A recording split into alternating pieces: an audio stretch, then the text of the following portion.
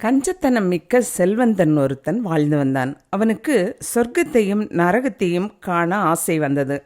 ஒரு நாள் அவனது கனவில் ஒரு பெரியவர் தோன்றி அவனை சொர்க்கத்துக்கு கூட்டி செல்வதாக அழைத்துச் சென்றார். முதலில் நரகத்திற்கு செல்லலாம் என்றார். அங்கு அப்போது உணவு இடைவேளை. பெரிய பெரிய அண்டாக்களில் சாதம், குழம்பு மற்றும் சுவை மிகுந்த பதார்த்தங்களும் இருந்தன. அவர்களுக்கு தட்டுக்கள் கொடுக்கப்பட்டு சுவைமிக்க உணவு பரிமாறப்பட்டது. எல்லோருக்கும் நாவில் எச்சி ஊறியது. ஆனால் அந்தோ பரிதாபம், அனைவராலும் கையை நீட்டி உணவுப் பொருளை எடுக்க முடிந்ததே தவிர கையை மடக்கி வாய்க்கு அந்த உணவை கொண்டு செல்ல முடியவில்லை.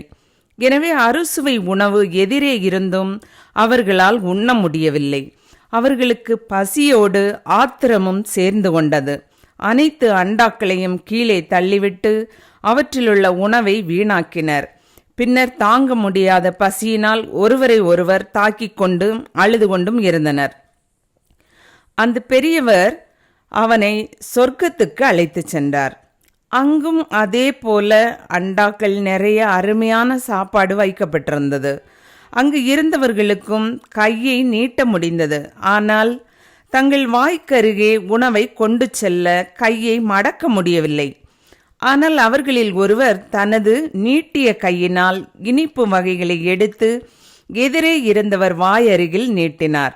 மடக்கத்தானே முடியாது, கையை நீட்டி எதிரே இருப்பவரின் வாயில் ஊட்ட முடியும் அல்லவா? இப்படியே அனைவரும் ஒருவருக்கொருவர் ஊட்டி மகிழ்ந்தனர். அனைவரின் வயிறும் நிரம்பியது. அந்த கஞ்சன் கனவிலிருந்து மீண்டான்.